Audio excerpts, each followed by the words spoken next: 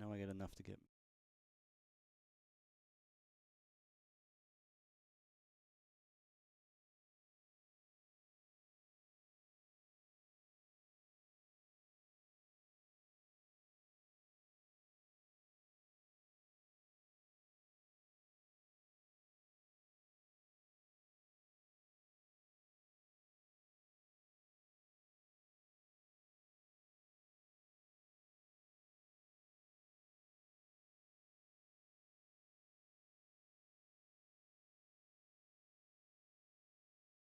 Mirror and the Valley Gazette. Hersam Acorn and HANradio.com. The leader in local news, sports, arts, and entertainment in southwestern Connecticut.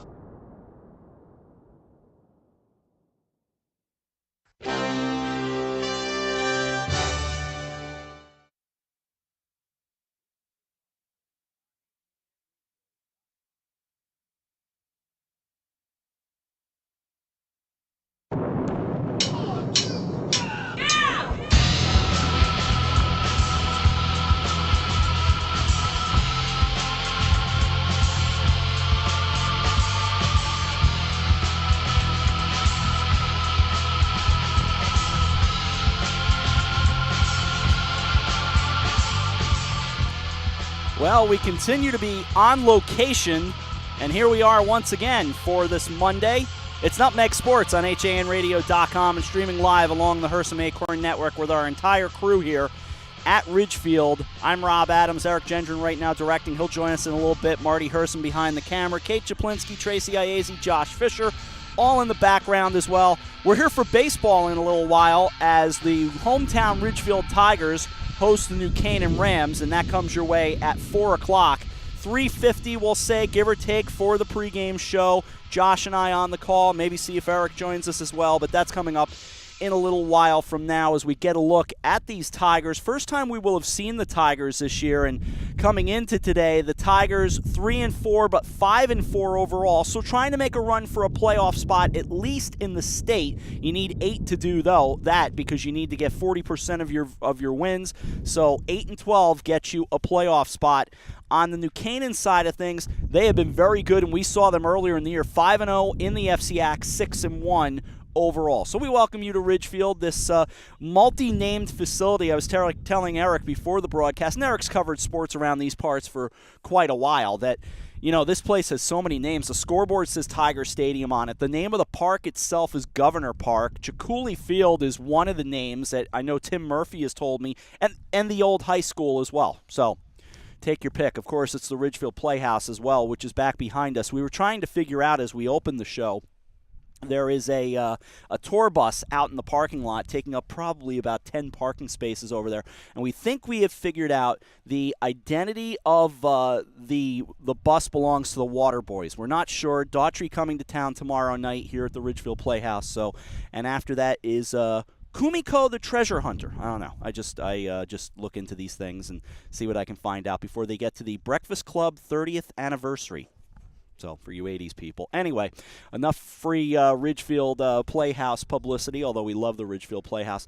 Right here at the top of the show, though, since I am working alone, you may be saying, okay, well, where's Paul? Paul Silverfarb has been my Nutmeg Sports colleague. He and I co-hosted the show for about a year, and where is he? Well, let us explain that Paul informed us all late last week that he's decided to move on to some different opportunities. So he has stepped away, and he has stepped away from Nutmeg Sports as well. He even kind of left me in the dark on it, in part to, I guess, well, I don't know. He and I talked about it off the air, and I, told him, I said, you didn't have to keep such a thing from me, but so be it.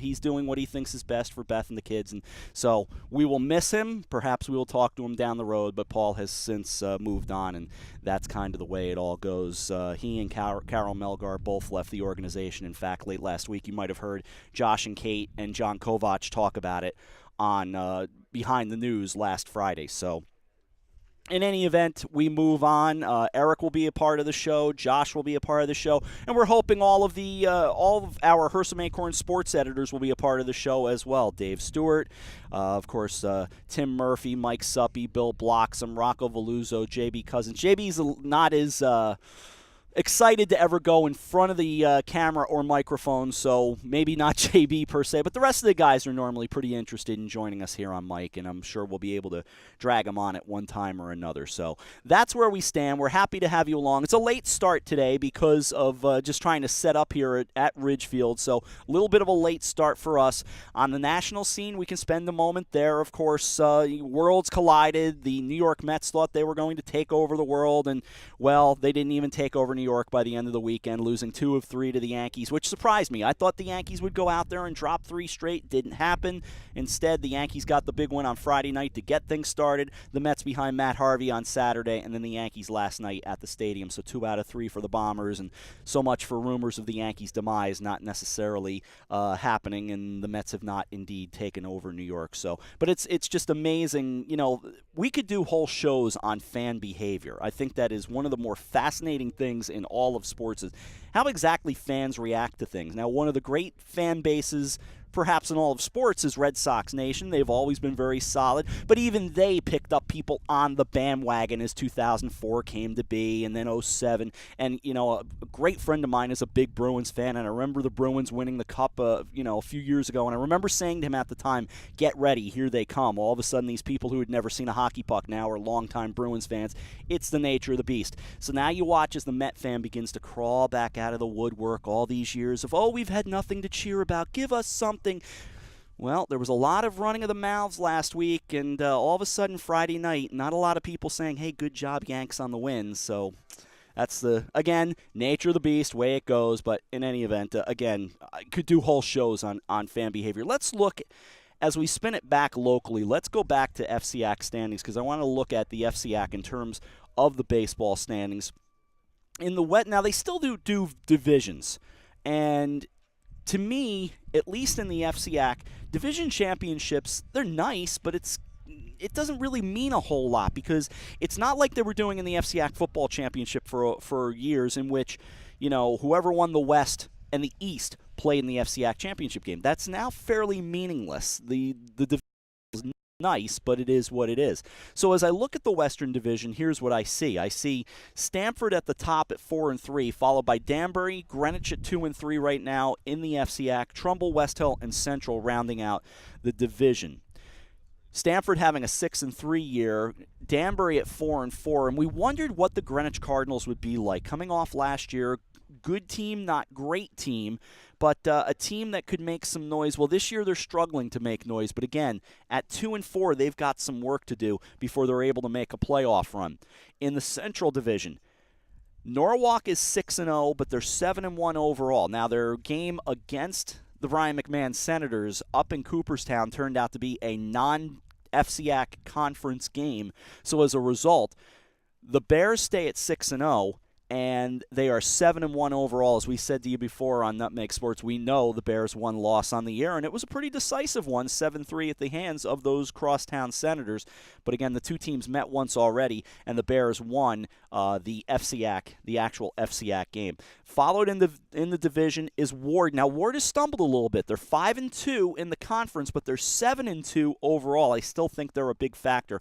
But again, baseball being what it is, it's a one-and-done type of tournament, you know, and it's one and done in virtually all these sports throughout high school sports. But there's something about baseball that's so, you know, definitive, because you just don't know. You know, one day you're throwing, you know, your ace Kate Chaplinsky is your starting pitcher. The next day it's Eric Gendron, and we know how that works. The ace is going to get the win, and Eric's going to struggle. And no, but the point being, momentum is, of course, next day's starting pitcher. After that comes Staples at 3-3, 5-3. I'm a little surprised that Staples is at 3-3. I really thought Staples would be one of the dominant teams in the FCAC.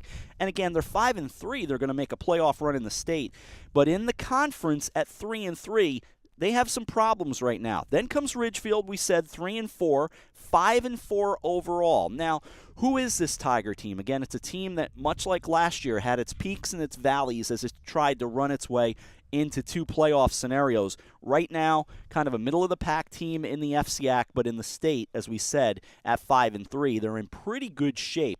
After 8 games with 12 to go, you can do the math. They got to go 3-9 to make their way into the state playoffs. Ludlow after that, 2-5, 2-6. I liked what I saw from Ludlow when we saw them up at Harbor Yard, but again, they have had their struggles as well. 2-6 on the year before we round it out with McMahon. And again, McMahon, another team that intrigued me. They've got 3 wins on the year. They're 3-6 overall, 2-5 in the FCAC. We saw them. We liked what we saw. The problem is Paul Salata, clearly the ace of their pitching staff, and after that, what are you getting? I'm not sure. I haven't seen him enough to be able to say for sure. Definitely liked the way Paul Salata pitched and played ball overall. On to the Eastern Division. We saw Darien twice this year. The first time around, we saw them in a scrimmage against Wilton, and it was a game that, essentially turned out to be a big old mess and a big old tie. That's what scrimmages are. But they are 7-0 in the FCAC, but they are 7-2 overall. One of the losses we saw it up the line at Norwich when they lost to NFA, and lost pretty decisively that day. Not their best game of the year. New Canaan right after that.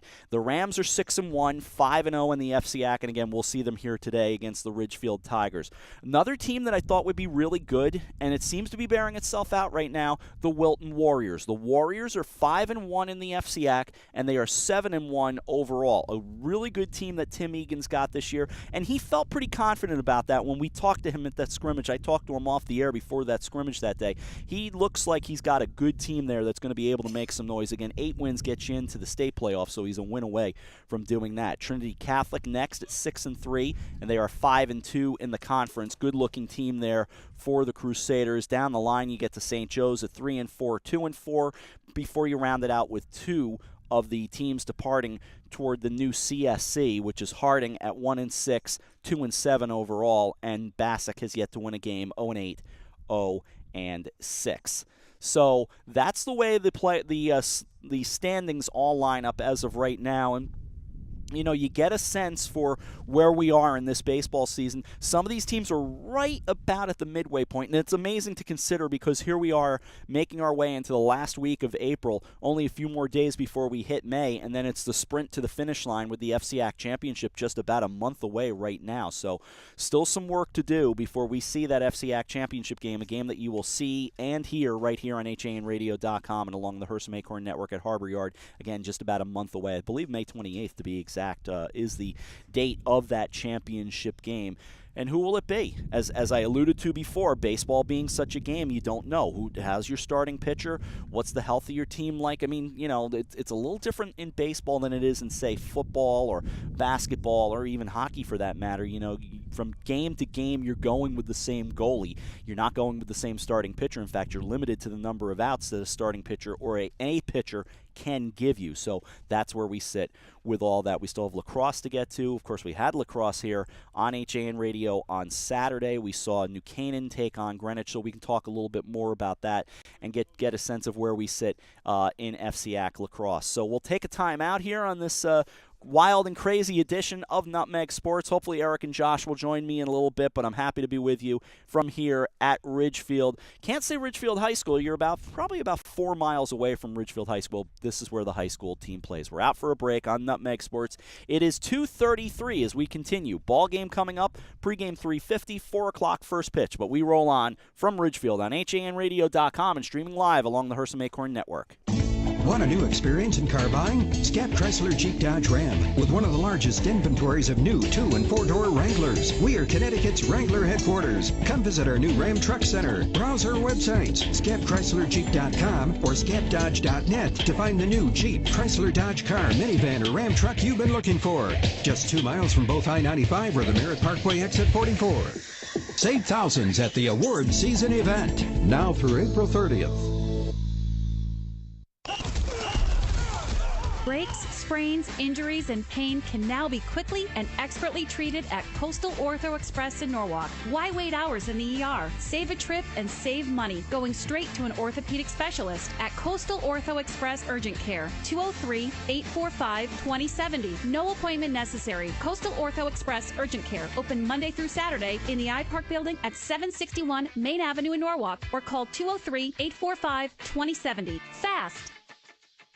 Healthy, confident smiles begin at Stratford Orthodontics. Conveniently located on Main Street, we are Stratford's hometown orthodontist. We offer the latest in orthodontic technology, including Damon braces and Invisalign. We always accept new patients. Call today to schedule a complimentary consultation. 203-375-8332. Stratford Orthodontics, 2499 Main Street, Stratford. 203-375-8332, and online at stratfordsmile.com. Alliance.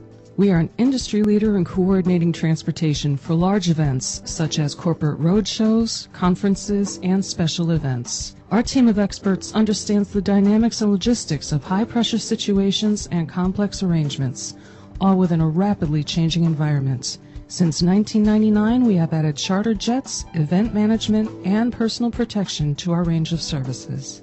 Mention this ad for $25 off your next round-trip reservation. Alliance and you. Together, we can achieve the extraordinary.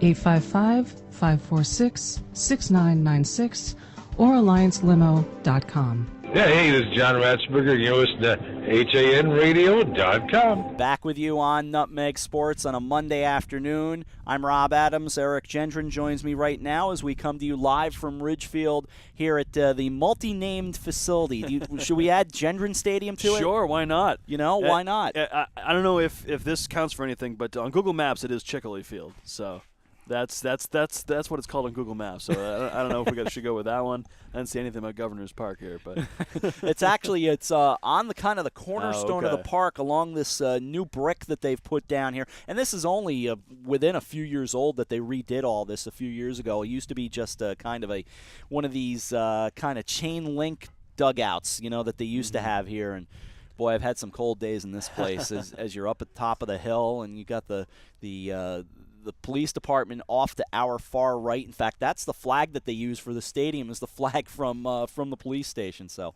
in any event, good to see you for a couple of minutes. Absolutely. No, this is a great spot. And I probably my first year covering FCX Sports was probably the first year this got renovated, and so my only experience has been with this place being nice, and this is one of my favorite baseball spots to come, actually. We talked about baseball quite a bit in the first segment, and what are your thoughts as we almost hit the midway point? Yeah, some very interesting things shaking out here, and it's kind of funny to see. It was always kind of the Norwalks and Stamfords of the world, and and Greenwich too, obviously, and Staples, obviously, was always kind of top dog there for a while. It's kind of interesting to see Darien and New Canaan, taking their battle over to baseball now too. The endless battle between Darien and New Canaan, and obviously New Canaan coming away with a state championship. Was that a couple years ago that they did that? And a great run of baseball for New Canaan in recent years, and. Should be a great matchup today. I'm really looking forward to seeing this matchup between two really good teams and two teams that hit the ball well and pitch well. So. Yeah, Ridgefield's record's a little better than I thought it would be at first. They look a lot better in the overall state. Now, the FCAC is still, it's certainly a tough conference for baseball as well. But you mentioned New Canaan, and Josh is off screen, but I know that I think it was 1951, I want to say, was that last championship that they won, and Josh was the editor of the New Canaan Advertiser at that time. So, not in 1951, but when they won it 2 years ago. I think it was 2013 that they won that championship, and I think it was the first time in, I want to say, 62 years. But it's been a long time since New Canaan won, and for Ridgefield, they're trying to right things. In fact, some of their players have already made their way into the ballpark. New Canaan has yet to arrive. Yeah, that New Canaan team was a lot of fun to cover. I was grateful enough to cover a lot of that team that year.